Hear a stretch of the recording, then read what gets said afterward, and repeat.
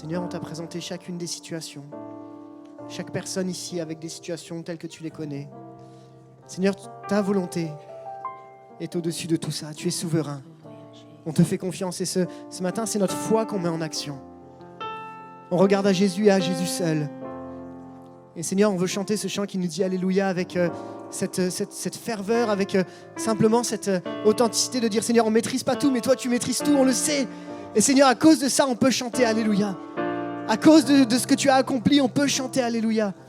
Alors on va chanter toute l'église ensemble, on va proclamer ce chant et on va dire Seigneur, gloire à Jésus. Alléluia. Alléluia. Alléluia.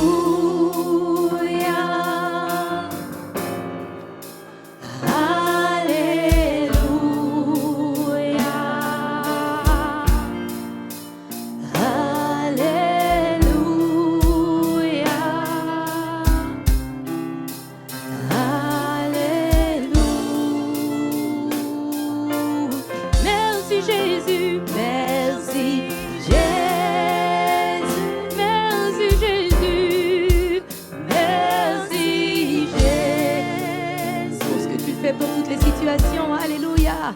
Merci Jésus. Merci Jésus. Nous t'adorons. Nous t'adorons. Nous t'adorons. Nous t'adorons. Nous t'adorons Jésus. Et nous t'adorons.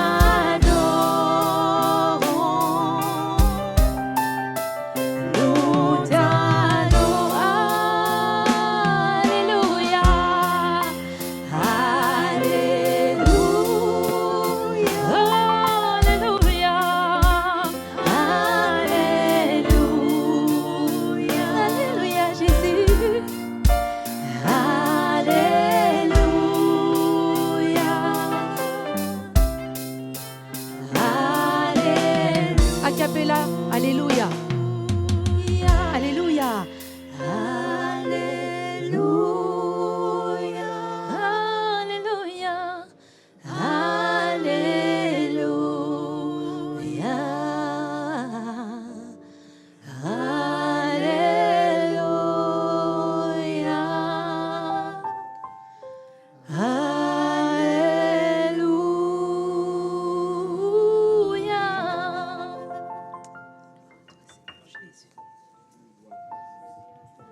Alléluia. Alléluia, Jésus. Est-ce qu'on peut faire une main d'acclamation à notre Dieu, tellement il est grand, tellement il agit.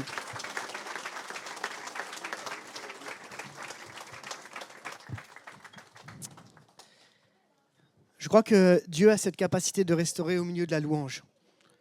Non pas parce que l'équipe est bonne et parce qu'elle l'est vraiment, mais parce que... Amen à ça, ouais. Mais simplement parce que c'est le nom de Jésus qu'on met en avant. Et quand on met le nom de Jésus au-dessus de tous les noms, les choses changent. Et je bénis Dieu de ce qu'on a pu partager déjà dans ce temps de louange. Je ne sais pas pour vous, mais moi, je me suis fait du bien, en tout cas, dans la louange. Et c'est que le début. On continue, on est dans la même direction aussi. Et je bénis Dieu pour ce qu'on vit dimanche après dimanche. Je crois que Dieu a un plan pour l'église de Bourgoin. Il n'y a pas de doute là-dessus. Et je crois que c'est son esprit qui vit en nous qui va nous aider à l'accomplir. Amen. J'étais interpellé par la parole qu'un frère a donnée, je ne sais pas qui, alors vous m'excuserez, mais, qui nous parlait de cet homme qui, à un moment, s'approche de Jésus. Jésus lui pose cette question, que veux-tu que je fasse? Et je dois vous avouer que moi, si j'étais cet homme, je dirais, mais tu ne vois pas? Pourquoi tu as besoin de me demander? C'est pas assez clair comme ça? Et Jésus, à ce moment-là, engage la foi de cet homme à prendre sa responsabilité d'exprimer ce qu'il ressent et d'exprimer la situation dans laquelle il est.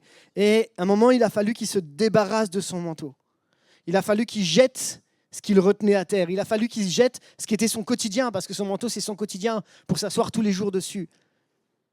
Et j'aimerais vous parler ce matin d'un manteau que souvent on porte sur les épaules en tant que croyant et qu'on va se débarrasser ce matin. De toute façon, il fait trop chaud. On est d'accord ? J'aimerais qu'on puisse se séparer d'un manteau qu'on appelle la culpabilité. Entre nous, Ok, on fait un petit sondage ici. Qui ici est chrétien depuis, allez, plus de 50 ans? Chrétien depuis plus de 50 ans. Il y en a quelques-uns. Est-ce qu'on peut bénir nos aînés là? On peut les applaudir là? Ok, 50 ans, bon quand même, là, allez, 30 ans, 30 ans à peu près. 30 ans de conversion à peu près, ouais. 20 ans? Ouais. 10 ans? Un peu plus là? Ouais. Pas forcément pour les enfants. Ok. 5 ans? Ouais, trop bien. Soyez bénis, c'est trop bien. 1 an de conversion? Ouais, bien vu. Et pas encore converti? Ça va pas tarder, vous inquiétez pas. Mais la réalité, c'est qu'on passe tous un moment par cette question, Seigneur, est-ce que j'en fais assez pour toi? Est-ce que je lis assez ma Bible? Est-ce que je prie assez? Je ne sais pas pour vous, mais des fois, quand j'entends des chants comme Nous avons la victoire » ou des choses comme ça, moi, personnellement, je me dis, Seigneur, est-ce que je mérite cette victoire? Est-ce que je peux chanter librement? Je suis libre en Jésus, mais est-ce que vraiment je suis libre en Jésus? Et il y a cette grosse question qu'on rencontre tous. Est-ce que, Seigneur, j'en fais assez pour toi? Est-ce que je suis assez bon, assez saint? Est-ce que je viens assez à l'église? Est-ce que je prie assez? On est tous confrontés à un moment à cette question. Et ma question, c'est, parfois dans nos vies, on a quand même un peu peur de perdre l'approbation de Dieu. Si on fait mal, qu'est-ce qui va se passer? Si à un moment je pêche, qu'est-ce qui va se passer? Comment ça va se passer dans ma vie? Et on est confronté à cette situation de culpabilité qui est à l'intérieur, et j'aimerais qu'on puisse en sortir, parce que je crois que la culpabilité ne vient pas de Dieu. On parlera de comment Dieu vient nous travailler à l'intérieur du cœur. Rassurez-vous. Comment faire entre ma chair, mes limites, mon péché, d'un côté, et garder ma communion avec Dieu? Comment rester pur à ses yeux? Comment vivre une vie équilibrée au quotidien? Comment éviter les extrêmes? Les extrêmes, c'est dire « Oh ben ça va, Jésus m'a pardonné, tout va bien, je peux vivre ma vie comme je veux. » Et puis l'extrême inverse, de dire « Je suis jamais assez digne, jamais je pourrai, jamais. » Comment trouver cet équilibre? C'est ce qu'on va partager ensemble ce matin. Vous êtes OK avec ça? Le titre de mon message est celui-ci, « Non pas à cause de moi, mais grâce à lui. » Et j'apprécie le texte qui a été lu par notre frère, parce qu'on va parler du texte des Hébreux aujourd'hui. On va parler d'Hébreux dans la Bible. Et j'aimerais vous lire un premier texte. Ce texte nous dit, c'est pourquoi nous aussi, qui sommes entourés d'une telle foule de témoins, débarrassons-nous de tout fardeau et du péché qui nous cerne si facilement de tous côtés. Et courons avec endurance l'épreuve qui nous est proposée. Il faut bien le dire quand même, la réalité de ce texte est vraie, c'est que le fardeau et le péché nous cernent facilement, nous entourent facilement, on est vite confrontés à ces situations-là. Mais il nous dit, on s'en débarrasse pour pouvoir courir. Gardons les yeux fixés sur Jésus, qui nous a ouvert le chemin de la foi, qui la porte à la perfection. Parce qu'il avait en vue la joie qui lui était réservée, il a enduré la mort sur la croix, en méprisant la honte, attaché à un tel supplice, et désormais, et gardez bien ça en tête, on va en parler, désormais, il siège à la droite du trône de Dieu. Et on va voir ce qu'il fait à la droite du trône de Dieu. Comment il agit pour toi et pour moi. On y va ensemble là, à travers ce texte, on va essayer de comprendre quelques points. Mon premier point ici est celui-ci. L'image que tu as de Dieu impacte ta relation avec Dieu. Vous savez qu'on se fait tous une perception de Dieu, on a tous une image de Dieu, en fonction de la façon dont tu as été élevé, en fonction de ce que tes parents t'ont enseigné, en fonction de ce qu'on t'a dit au quotidien, en fonction même de ta façon de lire la Bible. On a tous comme des filtres et on ne voit pas tous les choses de la même façon. D'ailleurs, la plupart des religions se divisent à cause d'interprétations bibliques. Et ils n'ont pas tous tort ou tous raison ou quoi que ce soit. On a des visions qui sont parfois différentes. Je vous fais un petit jeu et tous les enfants, c'est pour vous aussi, mais ça vaut pour les adultes. On y va ensemble? La slide suivante, et je vous demande combien d'animaux vous pouvez voir. Ça va? On y va.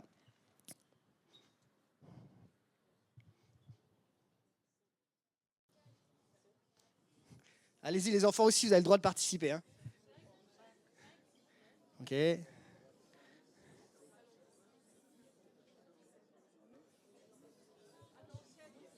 Ah, ça monte. 11, on voit 11. Ah, plus on avance et plus on les voit. 10. Il voit beaucoup, beaucoup trop.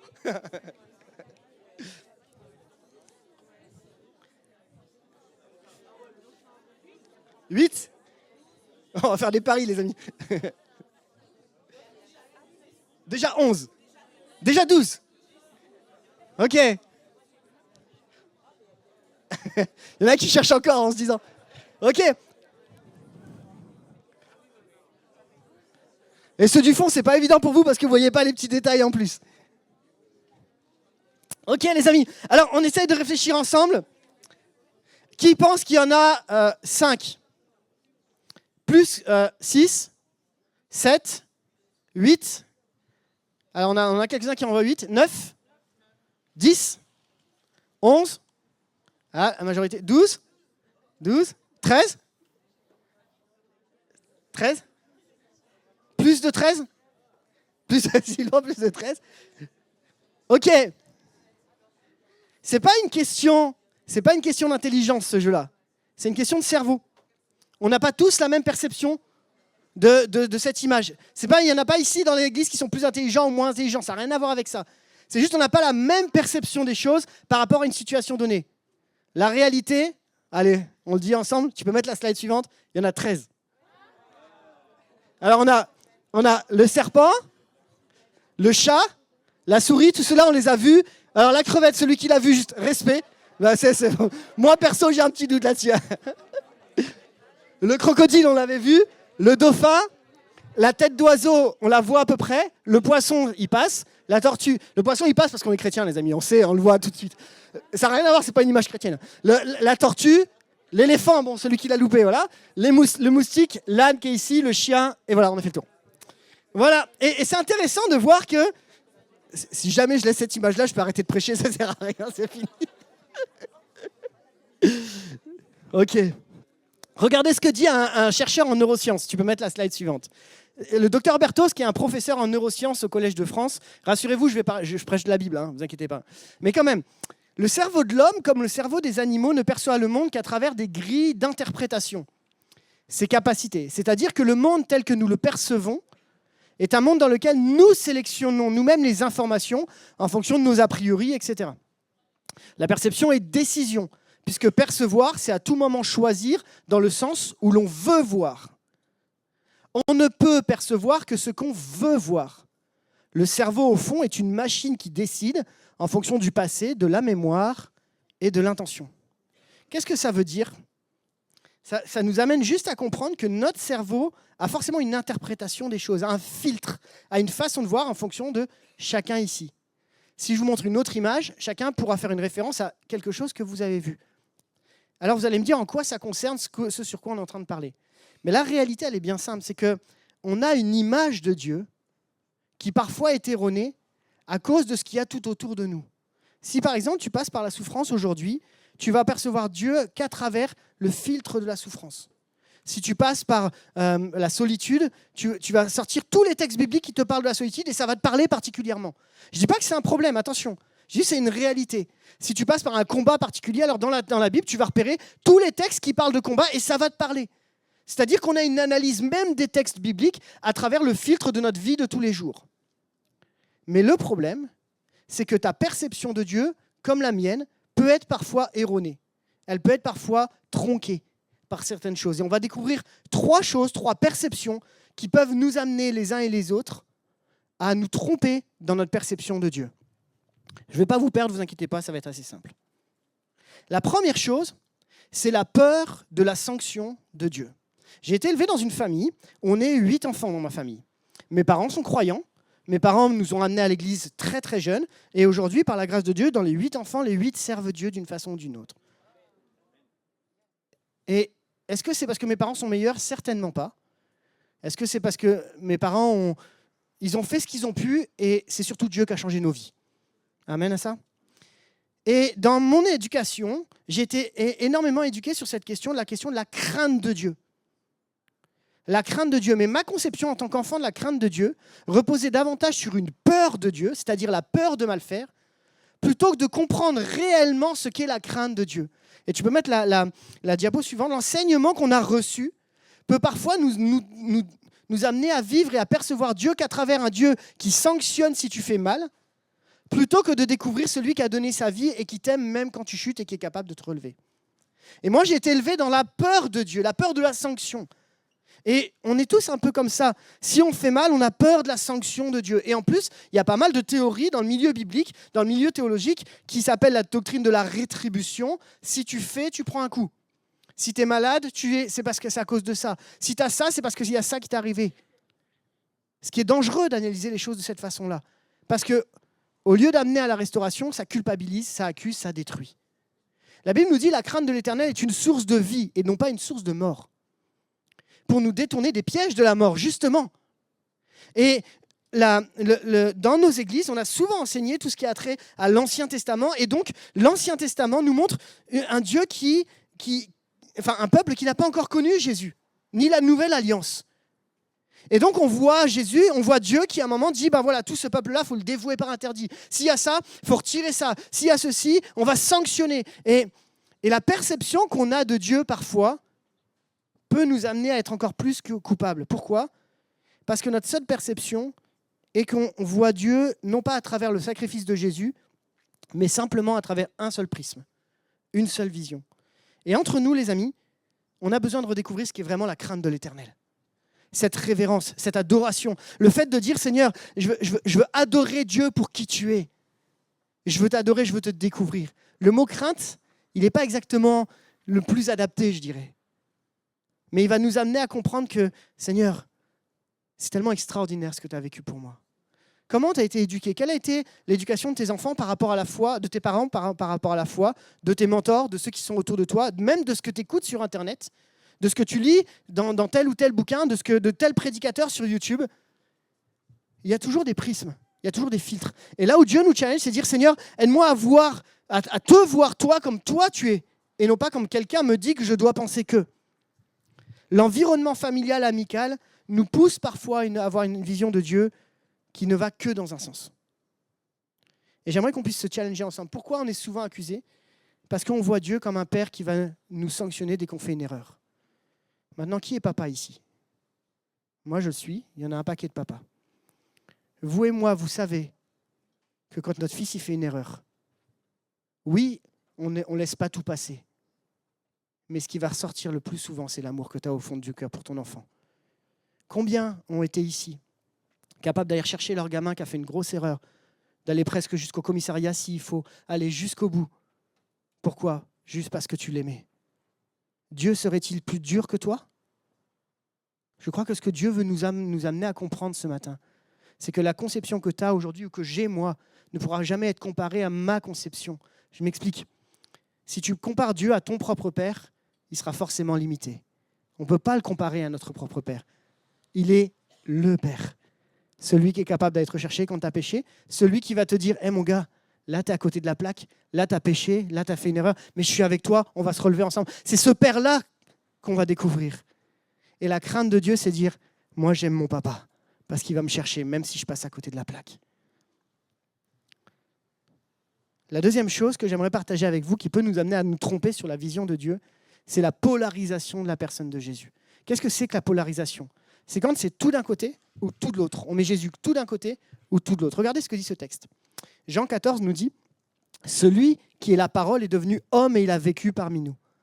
Nous avons contemplé sa gloire, la gloire du Fils unique envoyé par son Père, plénitude de grâce et de vérité. » Plénitude de grâce et de vérité. Il est 100% grâce, 100% vérité. Un des grands dangers dans lesquels on peut tomber, les uns et les autres, c'est de ne voir Jésus qu'à travers la grâce ou de ne voir Jésus qu'à travers la vérité. Je m'explique. Bien souvent, dans des situations, on peut rencontrer des hommes, des femmes qui disent « Bon, allez, on ira tous au paradis. C'est pas grave. Allez, bon, c'est pas si grave que ça. C'est bon, tout va bien. T'inquiète pas, ça va aller. » Et on perçoit Jésus qu'à travers un seul prisme de la grâce. Et c'est même pas la vraie définition de la grâce d'ailleurs. Ça n'a rien à voir avec ça, la grâce. On perçoit Jésus qu'à travers un seul prisme. Alors, tout le monde, il est beau, tout le monde, il est gentil, tout le monde va bien et ça va aller, c'est cool. On est bien, peace and love. Et puis alors, dans ce cas-là, on met toutes les religions ensemble. Et puis, Dieu, c'est un Dieu qui s'occupe de... Vous voyez ce que je veux dire ? On met tout le monde dans le même bateau. Et puis vous avez l'effet inverse, c'est-à-dire l'autre côté. Il faut que je lui dise la vérité, parce que si je ne lui dis pas, il est dans le péché. Vous voyez ce que... Bon, vous n'avez jamais rencontré ces gens-là, mais moi j'en ai déjà rencontré des fois. Il faut aller voir la personne et lui dire ces 4 vérités. Parce que Jésus est la vérité. Oui, Jésus est la vérité. Ta vérité, c'est peut-être pas Jésus. Mais Jésus est la vérité. Amen à ça. Comprenez que ici, je ne suis pas en train de ni négliger la grâce, ni négliger la vérité, mais juste de dire que Jésus, il est pleinement les deux. Et qu'il y a une partie égale. Jésus est 100% grâce, 100% vérité. Il est 100% capable de restaurer, 100% celui qui est droit, juste. Il est parfaitement égal. Il n'est pas plus d'un côté, pas plus de l'autre. Il est 100% grâce et vérité. Et quand on a cette conception de dire soit je suis trop ceci ou je suis trop cela, ben malheureusement, on tombe encore dans la culpabilité. Pourquoi ? Dans l'excès de grâce, on fait ce qu'on veut. Dans l'excès de vérité, quand on est tout le temps à dire il faut faire les choses, on tombe dans la culpabilité absolue. Et en fait, Dieu nous ramène simplement à revenir à un équilibre, qui est l'équilibre de la croix. Il a tout accompli à la croix pour que nous ayons la vie et la vie en abondance. Amen. 3e point, la conception qu'on a du péché. L'impact du péché sur ma vie. Tu peux mettre la slide suivante. Ma conception du péché. J'ai lu un bouquin récemment et je me permets de vous mettre une citation. Il s'appelle « De l'esquisse à la réalité » et c'est un livre qui traite du livre des Hébreux. C'est une étude du livre des Hébreux. Ça va ? Alors, des fois, je cite la Bible, puis des fois, je cite d'autres auteurs qui ont travaillé sur les textes et qui produisent des choses vraiment intéressantes. Et Dieu ne nous a jamais interdit de lire d'autres livres. Au contraire, ça nous édifie. On croit en la Bible de Dieu. D'ailleurs, j'en profite, petite annonce pour la bibliothèque. Il y a des livres au fond qui sont de qualité, n'hésitez pas à aller les voir. Mais il y a des commentaires bibliques qui sont juste extraordinaires. Et ça édifie notre foi. Ça va ? J'espère que je choque personne ici. Alors, lisons ensemble. Le saint qui pêche ne perd pas sa place dans la famille de Dieu, mais sa communion avec le Père Céleste. Pour qui a goûté la réalité et la tendresse d'une telle communion, cette perte est vraiment sévère. C'est une réalité. Les croyants éprouvent de la culpabilité presque tous les jours. Si ce n'est par leur cœur qui les condamne, à cause d'une infraction à la loi divine, c'est en considérant la ferveur d'un frère pour Christ. Connaître le temps que passe un frère ou une sœur dans la prière peut provoquer la culpabilité, parce que nous n'en faisons pas autant. Toujours, à nouveau, elle nous atteint d'un côté ou de l'autre. Et c'est un constat.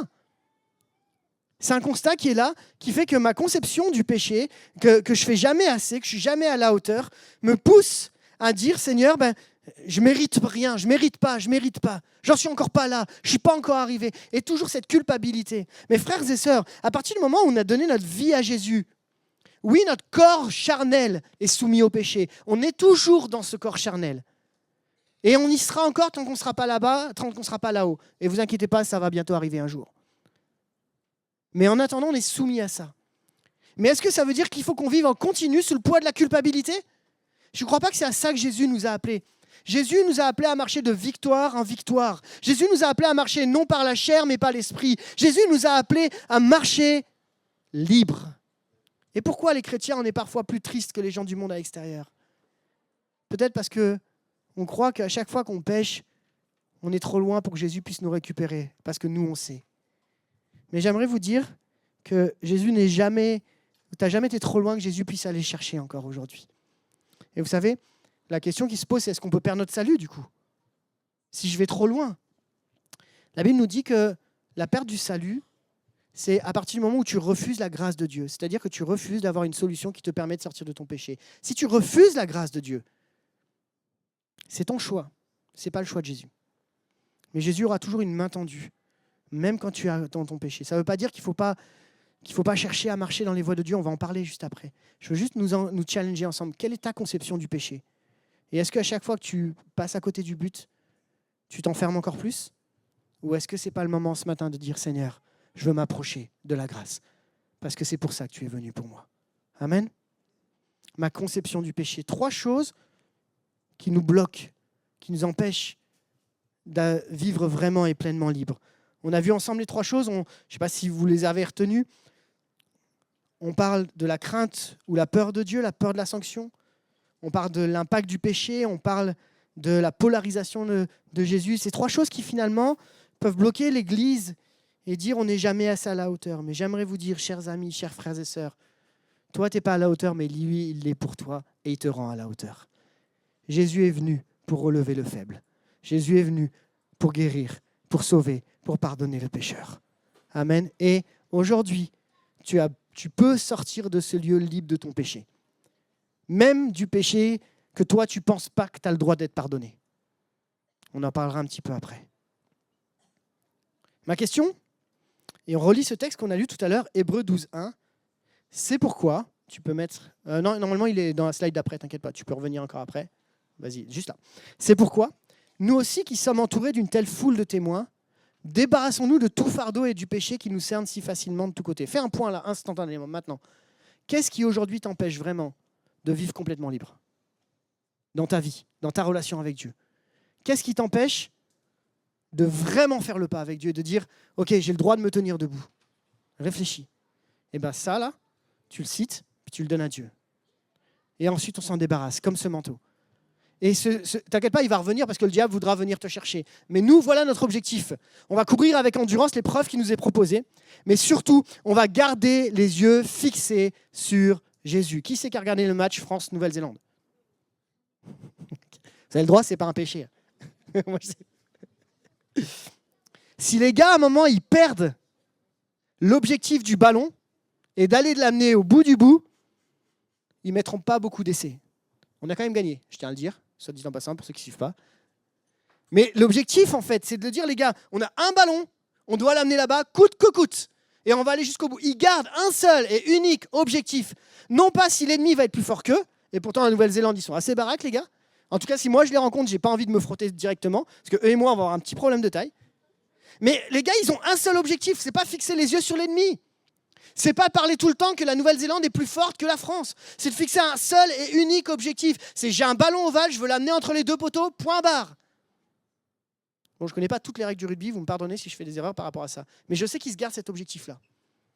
Si dans la vie chrétienne, ton seul objectif, c'est de garder toujours les yeux fixés sur Jésus, même si le diable t'accuse avec d'anciens péchés, que tu as demandé pardon 20 fois et qu'à chaque fois que tu prends la Sainte Seine, tu redemandes pardon, au bout d'un moment, si tu gardes les yeux fixés sur Jésus, tu vas pouvoir prendre la Sainte Seine complètement libre parce que ce péché avec lequel le diable t'accuse, aujourd'hui, il est écrasé à la croix.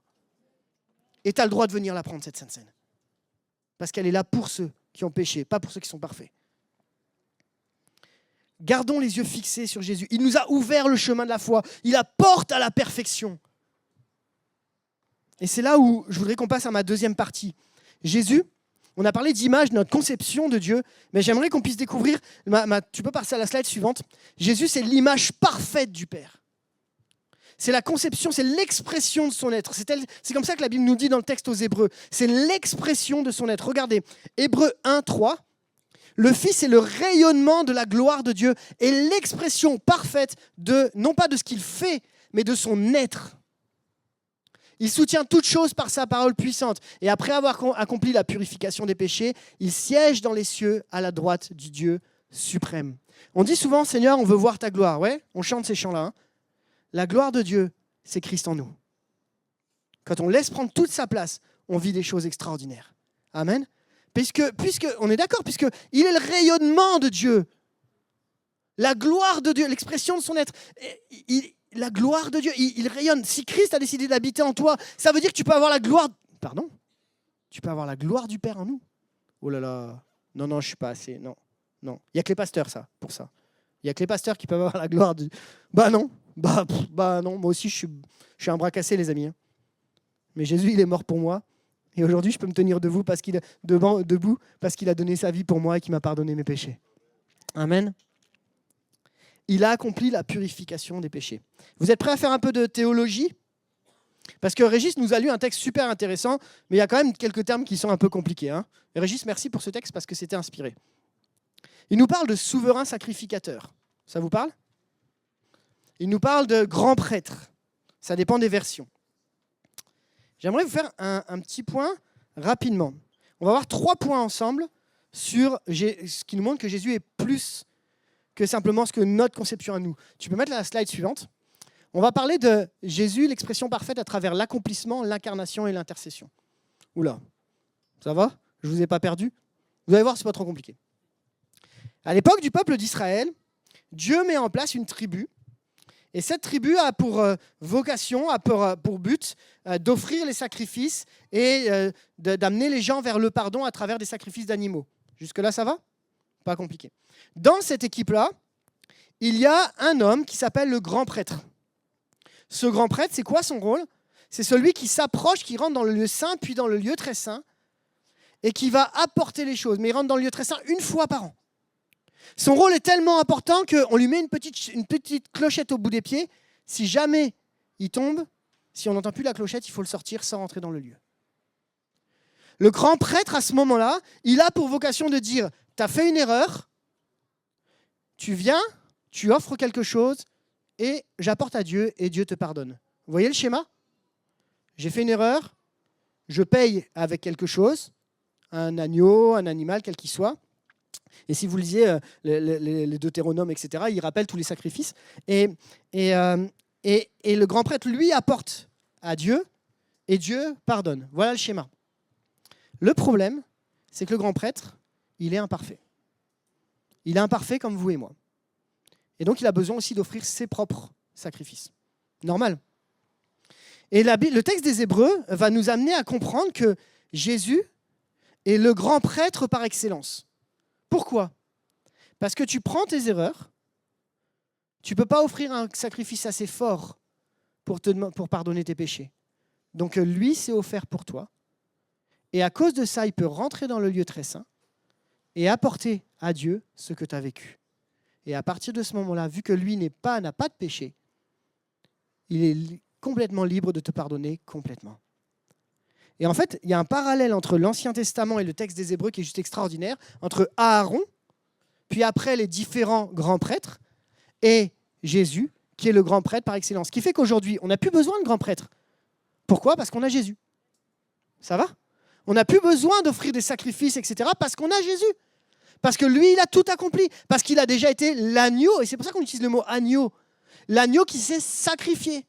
Et aujourd'hui, tu n'as pas besoin de dire je vais aller à l'église tous les jours et offrir encore des choses. Et ça n'a rien à voir avec ça. Même quand tu donnes ta dîme, ça n'a rien à voir avec ça. Tu ne donnes pas ta dîme pour obtenir l'approbation de Dieu. Il a tout accompli. De toute façon, tout ce qu'on aurait ne serait jamais assez suffisant pour nous pardonner. Mais parce qu'il est parfaitement, parce qu'il a tout accompli, alors on a cette possibilité d'entrer dans le lieu très saint. D'ailleurs, vous savez à la croix ce qui s'est passé. Au moment où Jésus est sur la croix, il y a le voile qui s'est déchiré en deux.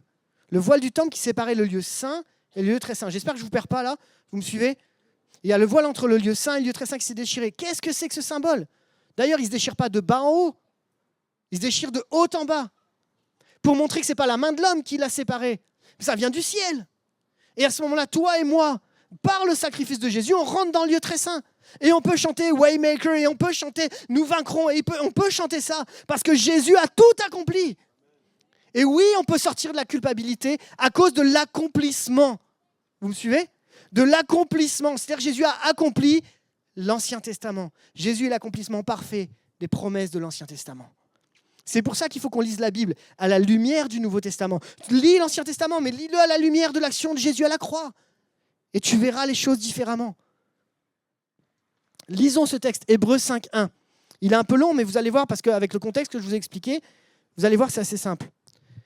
Hébreux 5.1, c'est la suite, tu peux mettre. En effet, tout grand prêtre parmi les hommes est établi en faveur des hommes dans le service de Dieu afin de présenter des offrandes et des sacrifices pour le péché. Ça, c'est ce que je vous ai expliqué tout à l'heure, ça va ? Ok ?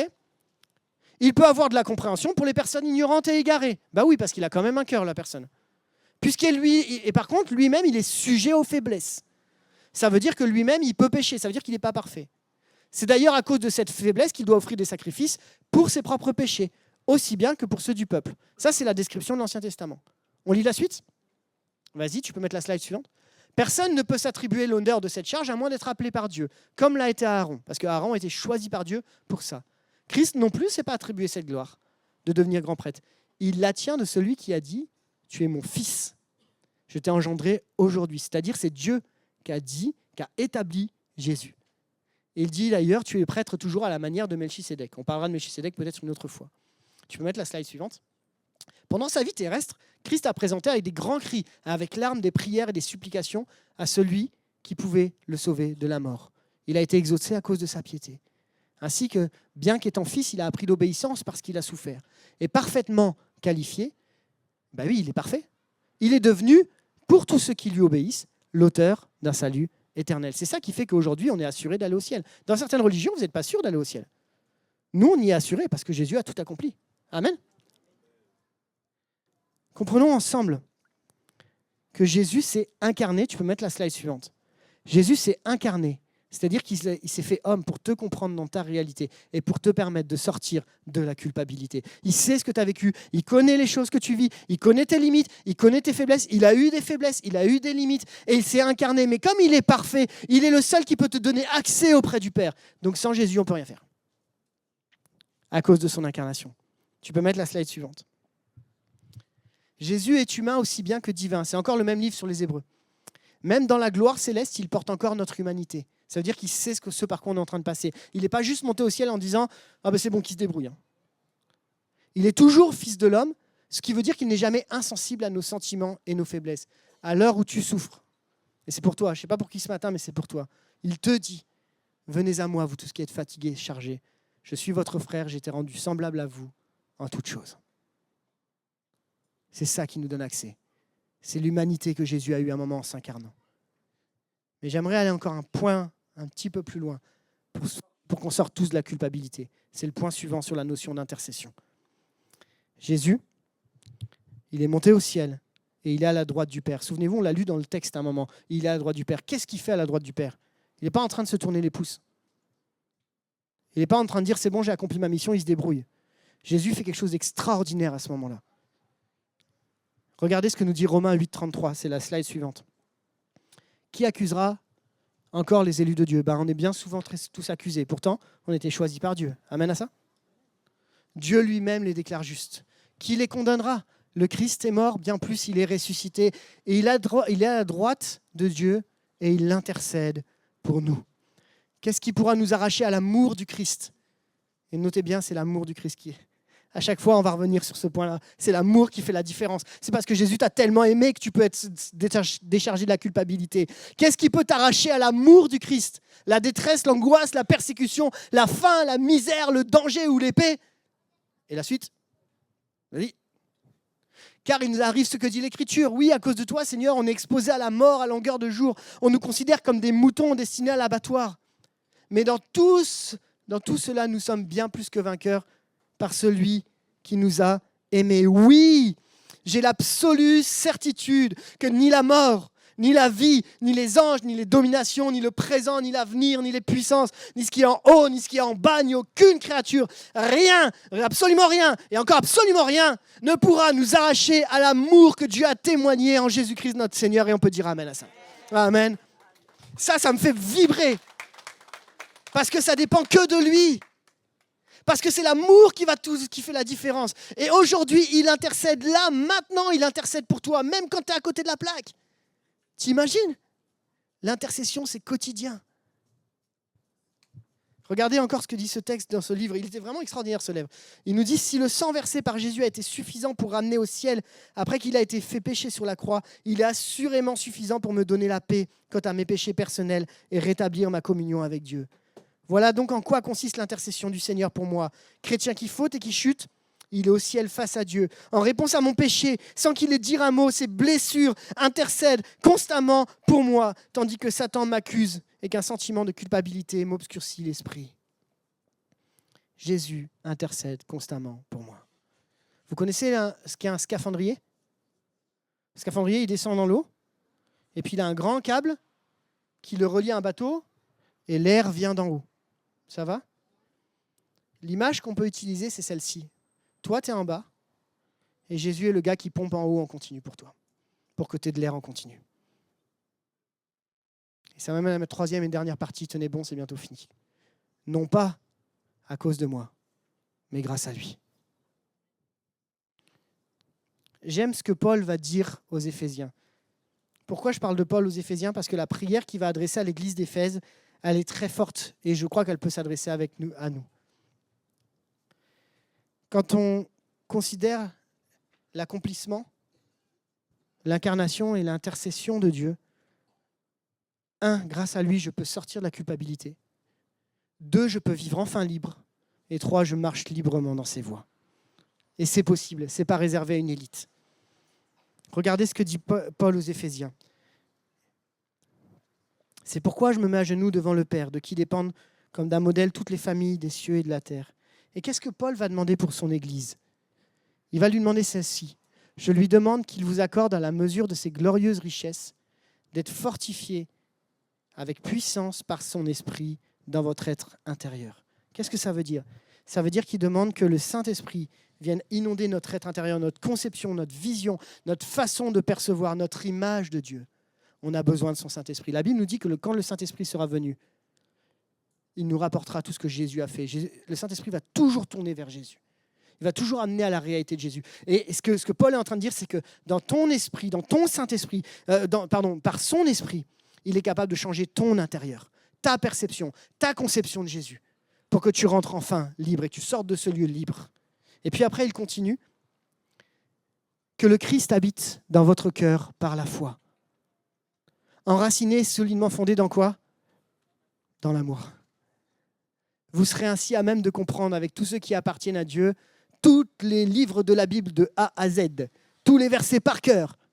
C'est pas ça qu'il est en train de dire. Ça, c'est la conséquence. Mais ce qu'il nous dit ici, c'est vous serez ainsi à même de comprendre avec tous ceux qui appartiennent à Dieu combien l'amour de Christ est large, long, élevé et profond. Et c'est pour ça qu'on lit notre Bible, c'est pour ça qu'on prie.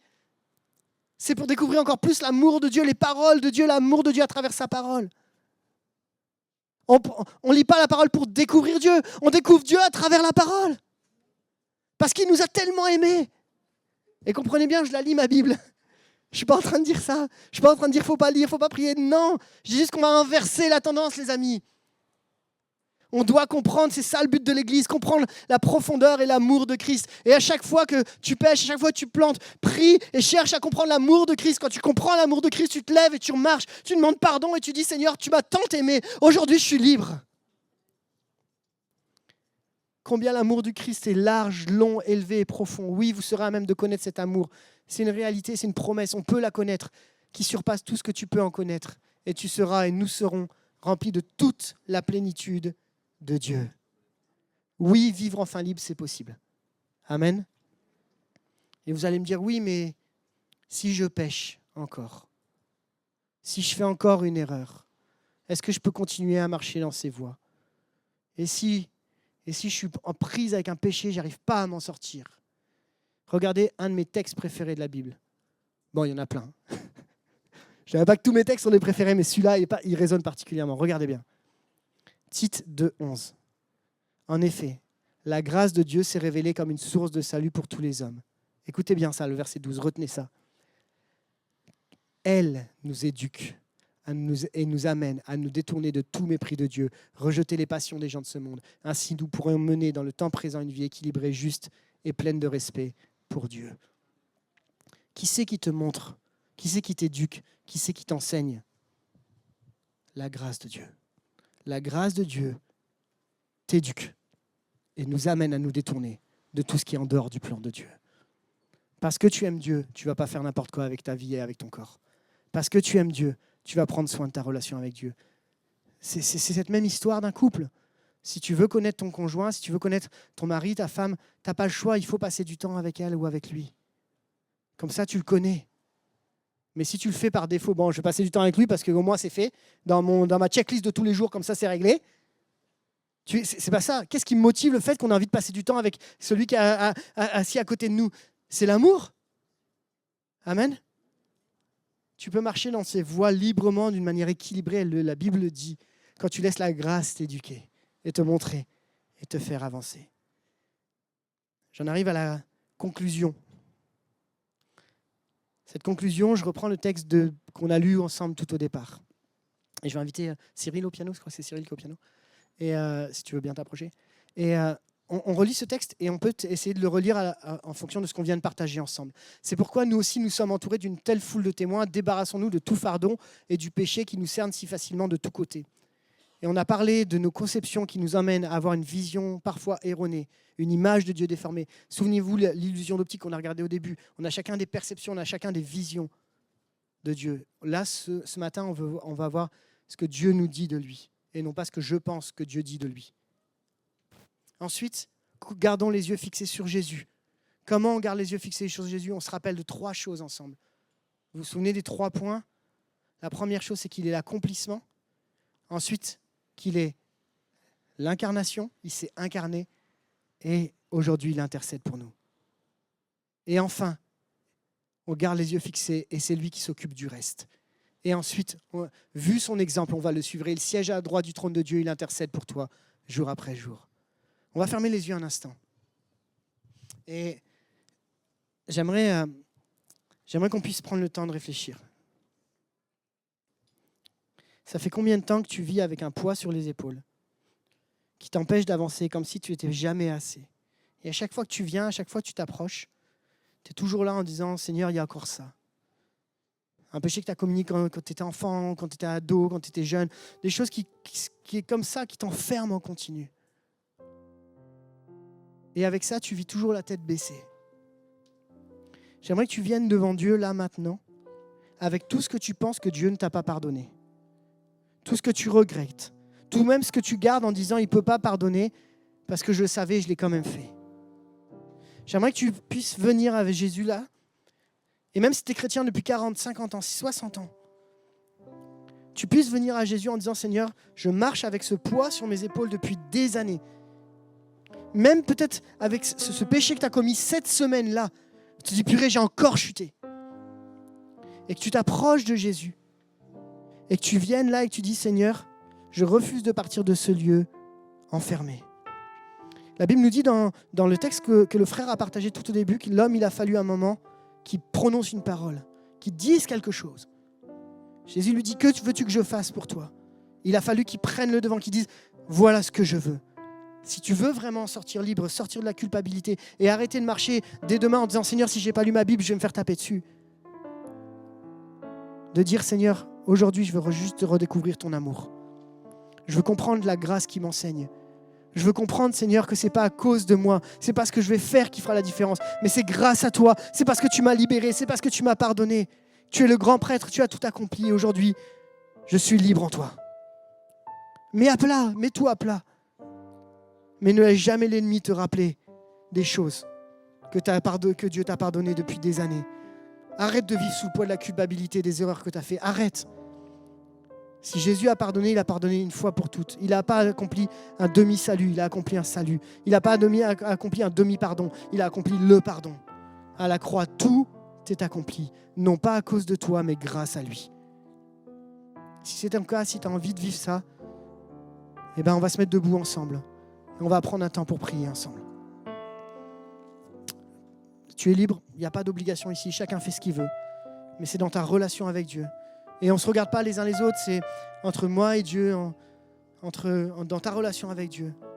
Tu as le droit de vivre libre, parce que ce n'est pas à cause de toi, c'est grâce à lui. Alléluia, Jésus. Seigneur, on est là tous ensemble, avec l'église de Bourgoin. Jeunes dans la foi, âgés dans la foi. Parfois en forme, parfois pas en forme, malades, ou accusés par différents fardeaux qui sont sur nos épaules.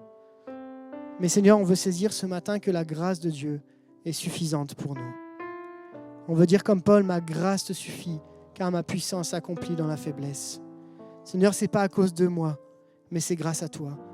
Seigneur, nos yeux sont tournés vers toi, on est ensemble tournés vers toi, et on saisit que Jésus a tout accompli. Seigneur, je te prie maintenant que tu viennes décharger les cœurs. Tous ceux qui portent des fardeaux tellement lourds, tellement ils marchent avec ça depuis des années, des blessures du passé, des choses même qu'on t'a fait, que tu portes ça en continu, et tu viens, et Jésus dit simplement, approche-toi avec assurance du trône de la grâce. Tu obtiendras compassion et tu trouveras la grâce pour être secouru au moment opportun. Viens, s'il te plaît, garde pas ça pour toi. Jésus, merci parce que tu nous donnes cette opportunité de venir en ta présence, de redécouvrir la grâce de Dieu. Jésus, ce n'est pas à cause de nous, mais c'est grâce à toi.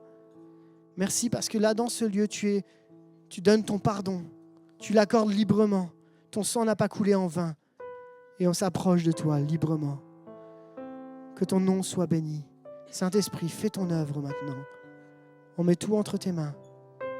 Et on repart de ce lieu libre. Et Seigneur, je veux te demander une chose particulière. Là où l'ennemi essayera de nous accuser dès que tu vas sortir, Seigneur, je te demande de faire taire la voix de l'ennemi.